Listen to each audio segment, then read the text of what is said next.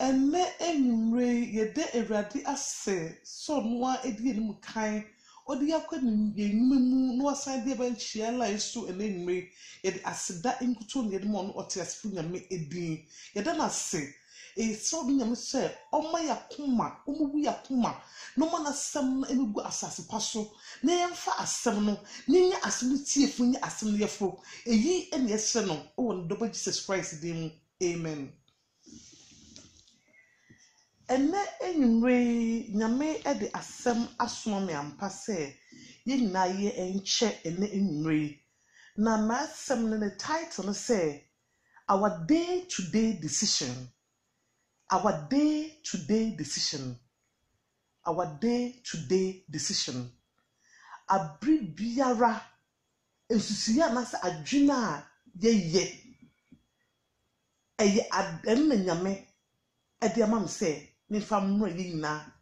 nyemfa bibi emfiri na me kasa for him David David meka asemi free 2 Kings chapter 11 na ma obekan but person ma a little backdrop it was a message here na the mama dem dey me now line so ohine David ya yin se na oye abranto bia na nyimsuro ewo numu kese onyame fa ne boni so e de nim bebre e ma ne ma Israel e ma nkundi e ba nyame din ho na ye kenkan trosem na 2 Samuel chapter 11 na e kira yen se emra ahemfu na edu time ase omko apono David etna efie wankwa apono sma ne nkwa so omko apono ma me pa atwe bebre me de me pa akenkan obekan 2 Samuel chapter 11 verses 1 through 6 amame bacho. Amen.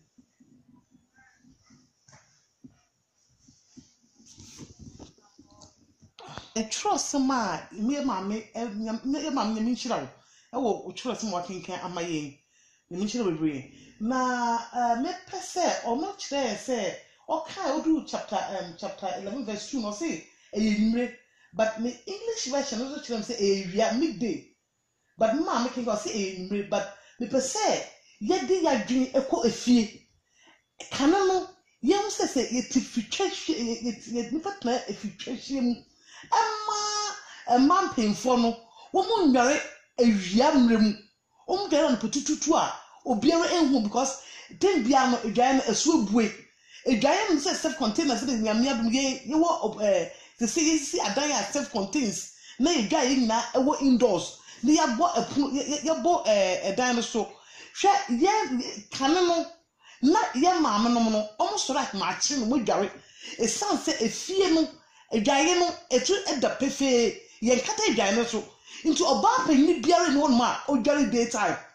obia soro no potututu no ede we dware sa time no sa na Israel na omfomote sa na Israel man no sa na obia fiete na nyame asem kira minumie no se emma na esa akemfofo ekọ esa no David bia o na odije ho no otra fie no soma no kwa so mo nkọ apon na nyame kira me kenkan kira me se ewie bi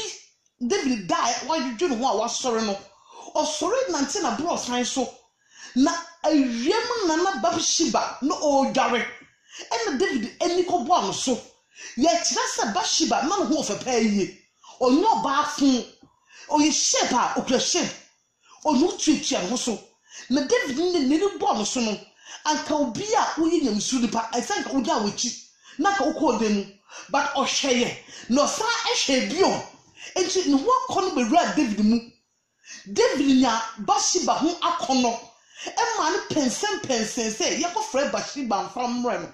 na ampa ne yesu obu ne nsam wo wie ne nsebuo no na David en edaaje Emma yin say de ebemu na me pese onua Bathsheba so no me di blame bi emma no say me oba but me di Bathsheba me di blame be Bathsheba say anka oba wokunu eni honom na wokunu akọ war oni fie esanka ne putututu na esanka de udware na enye wia a wotimu me se Bathsheba o calculate ya paye metimi se what David paache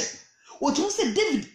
sorry oh yes what ten bebre me yoba o me yoba me nyame no kwarefo me yoba what David what calculate say David e tell bi onko ekun bi no wo say David ewo me ga ye ben David den ne palace hono no calculate ye say akwawe ebo say 11 no wa sorry no wo dwon ho abrosa bomba so enti me so no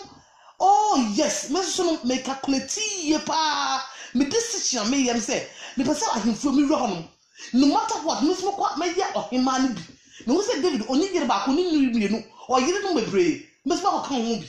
enti me so me ma dwon percent me now on what da wa dwon ho sorry o hwehwe wiem no me so ko jam ho me jare na ne bi boni mani se ni hwa so ampani ampara ne ni ko ball so ampa Emma David a friend se me para me Bathsheba nka obe frem ga se ohene me so ma hwe na so but me obi de but essence on so make it up ne ma wa make decision bi won na ko mu se ahimfi opo on ma ko nti no ye friend pe na on so ko ye enyam mata me ka se day to day decision aye no ehu nya pa denti mpo na obo e de bia decision a oye ho onyame e hwe motives ye biara onyame e calculate motives because see sha David no onyankopon hye bo hye bi se wo umma betra ahiye no so esam boni oni Bathsheba di yenti no na ga eya hwere no but nyame oye ehumobura nyame a o kana sama on be so san de chinti no o de won boni ge den e che won e ma abofra na obunyi se no abofra no wuye e ma Solomon e de e bae enyam so won ye nu ye ho onyame sa ka o Ezekiel 33 verse 10 say o de bonye ni wo nye nfe o de bonye ni bere ni ho ma ni wo e yewade fe hwe se omubo edwuma yiwie ye no David de wanye se Saul wo hene Saul Nathan odifo Nathan ba e betia David se hwe akwadu wo okura nsu hadom na o David wo mrichi bebre na sa o ya akono o abrichi ba ko pe no o fe na brechi no o na brechi kama o na didi kura on plate ba so na o sikani bi wo kromo no onya hoho no papa na ne dwan ba ko no o wi ni dwan no du kunu ma ne hoho David Bible tells us David bu fui se o ya akono so wu Nathan say ohene eyewa ade no nyame ama ayiro bebre ne wakoko yiwa afa na yire Bathsheba aka wa yire mu nya wo ye no wo de wa yi mosum wo na me nyame be bio de so adeja awia ketekete na obi mu na wo de ebeye hwe se esam boni a odi okukwa mu no onyame ma ono asel ba Absalom efa na yire mu nara awia ketekete enye no boni e se aduaba kitwa bi o but enyina eye kesise cheku ye day to day decision ye no I say aduaba ye dua day to day decisions ye no I say dua aba e wasase so the eso baba kitwa bi o ebeso shehuwa mo bia e de enu bia be hu enti me pra ya chawa yo line so ye day to day decision bi ebe ye no ye manyame emre mu me ko David and Bathsheba asem hu biom hwe se essence wo mbo edwaman ema ansa na ware ba ye no owo Solomon ye hwe ohini Solomon no nso be ye Solomon ebe wie tie ko hwe kra Bible patch say wan omani nyame dia o ware ayero say 700 ese nyampran for 300 me dey even be say Solomon no na ho de wo he ema totobo to say wo do ahode no he na wo da ko bia ho ansana Queen of Sheba so ba osan edne peso wow edwamana ebo ye no a seed a lineage our line wow enti enuano de biara decision be biara no ye hwe ne ye hwe decision ye wo ye day to day emu ye enu na ede be ko gire me bi eye anase ede be ko oseye mu he enemre ye wo awiye mre mu me de be kai se Christ as abebiom Jesus Christ or sabedi oni ni nyemu ni me nya bi adanse etwa ho hia ye sika semu se na ye di no kware wo nyame fie ye ntutu so dudum se na ye isi di no kware ni nara e bi adanse se wo ye nyame dia na se wo ye wiase de na wiase na me preach na no pam se say wiase dane ye so yendane bi de bi ye Kristo dia Kristo di moje bia no bo ode no to ye ono sacrifice ono ni pedua e no de ma me no mienu entwe ono atsi na dwimpo se ewiase osefo no is the prince of the air wo be fa ewiase ni no to ewiase ni na ono ba samba be waje yankwa enuano se ye Christopher wala enso me se de bia ye day to day decision ye no ye hwe Christ ono a wan kam no ho ono no ohun wo hene ofri na hini kama mu oba asase efi potem ebe wuji nnu no kwa no ye hwe no ni nsua no ye hwe no ni sunni ban ye decision be bia no ye hwe na Christ obran ho ase e wa de nnam no be wuji nnu no kwa se dan kwa ebe ye nchefa ehu hia pa se ye day to day decision be bia no ye be hwe Bible num ye de aye nyame de adisuande be bre ama your Bible mu hwe se sa adwama su a ewo Bible mu nyame anche de enye mfiri mu na nyame ede ba mu se ye mfa ye adisuande ama ye kase ye ho ye hwe ni akwa ba ko mo so Bible mu abranto ho fefo nunyamfo bia onni nyam ton no ekọ Misrim onu se Potiphar ye so onu beda o se de o me suro me Yakopon me suro Abraham Isaac Jacob na me suro no enti me no na de biara da sa na ka se o hin David so ye o na ni po ba Shiba so se na ka o dwane na ka o yi na to nche but onu de o last after Bathsheba onu ya very much Joseph de o dwane yi e ma na ta ko e de e ka dem e ma bi ko tu fiase esan o se on di boniti no okoda efiase enyam ye day to day decision ye msi ehu ye bebre en eche yesu en huhuma ye ne wo ayonkofa hwe de bia ye ka asasem se hunkonkon ayonkofa enyam se ni nyam wo hunkonkon ayonkofa anka de bia ne ye bi sano ye decision ni marketing mu o se sakraman ketenkete na esefuo no sakraman ketenkete no en esefu kese no den sakama en ye man kwan amana ba ya brabum eman ese bibi kese nyame pese oye woyemu yen tutu ye nime ye sanse mre aka wenim etia emra enuam aka yenim etia bebre ese ye di ayemhihie ye so ye Yakopon ye di no kware wade nyinam akonye sese wiase bi ye wo no aho kire bi mu ne eba wiase ye be kwa aho kire emu ede eho no bo omo nyame mma eno mo a omodo marka so mo nyame mma me se ye kwa aho kire bi mu emra ye wo mu no nyame papa o ye kwa mreboni bi mu se na edisem aka no se emre aho yenyam mrebu eba se de yenye hu ye but ereba sa aho yenyam mre no ereba dendende na eba ntentem akasem no mi ni besi adwempi wurade mu se ewurade asem a ye se ibedi su no ibedi su kroje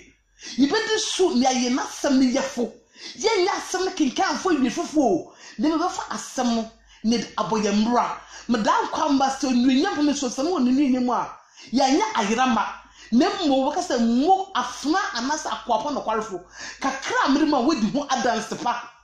enyam yemfa ayemhihie enso Kristo mu ye yemfa ayemhihie enye ne dwuma ode ahye yensa yemfa ayemhihie enfa ndo ne ye esas on doye on dike doye o se emba ye adebonye fokra Christ ehuma ye emma ye hu fi potom no bewuma ye wan twense ho bete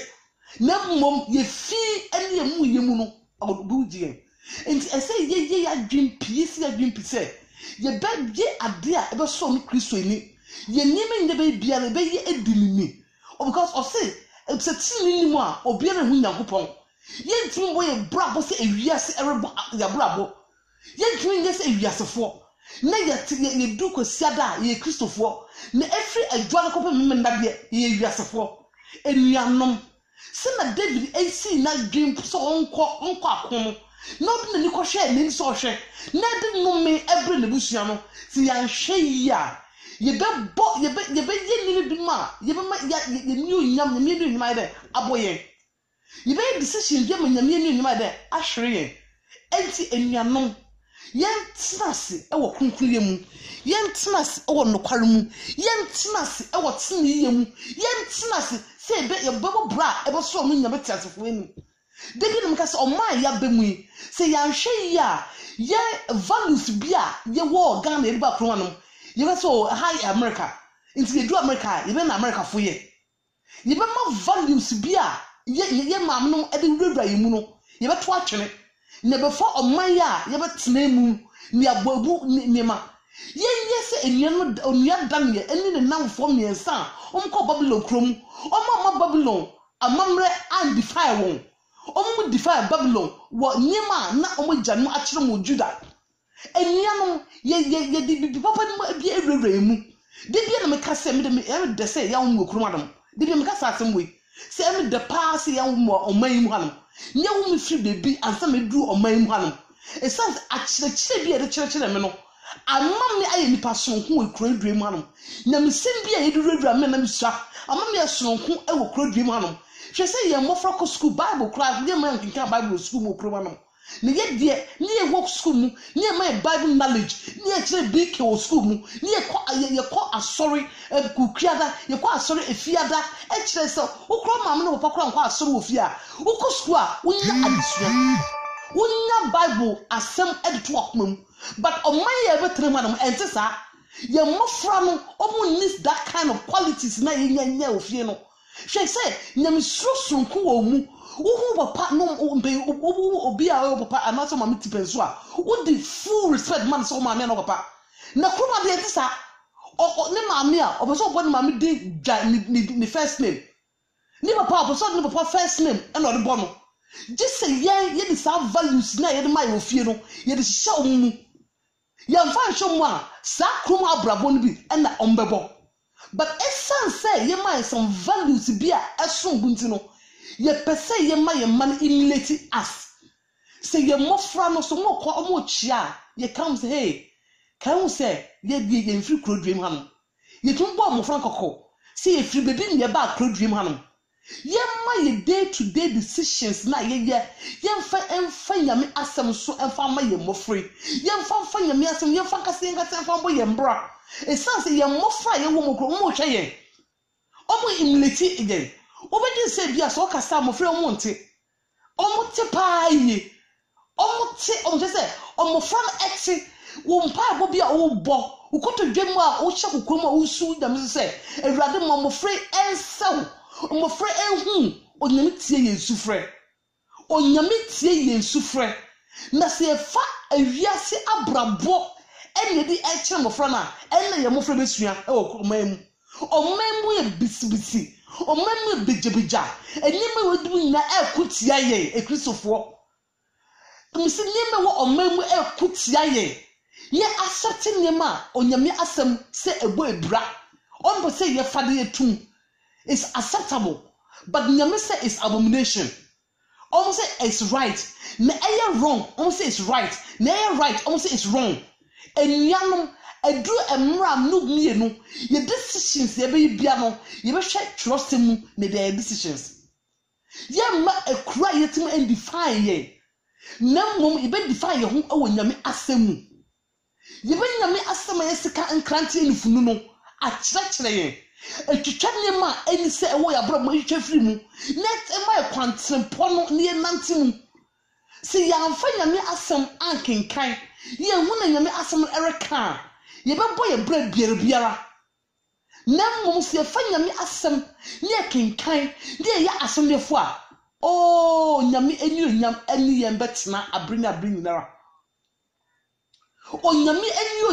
eni ye betena abrini no hwe o se Noah e find favor with God favor no said then onyame ene ne nam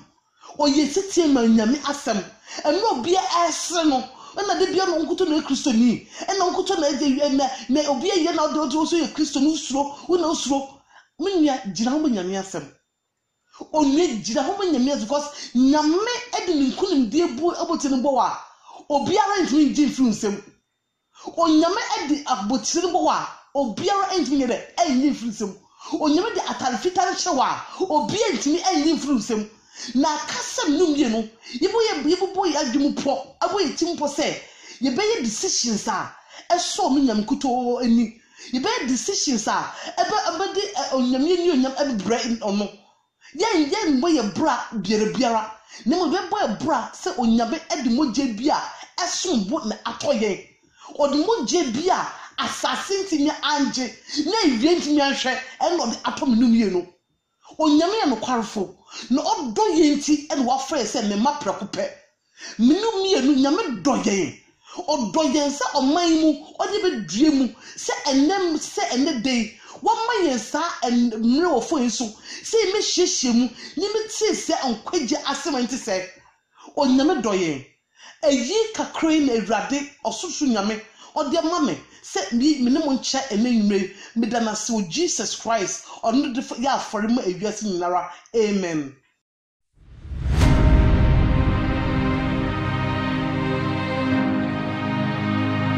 Sorry, asole. Enye ne. Sa fa sa mo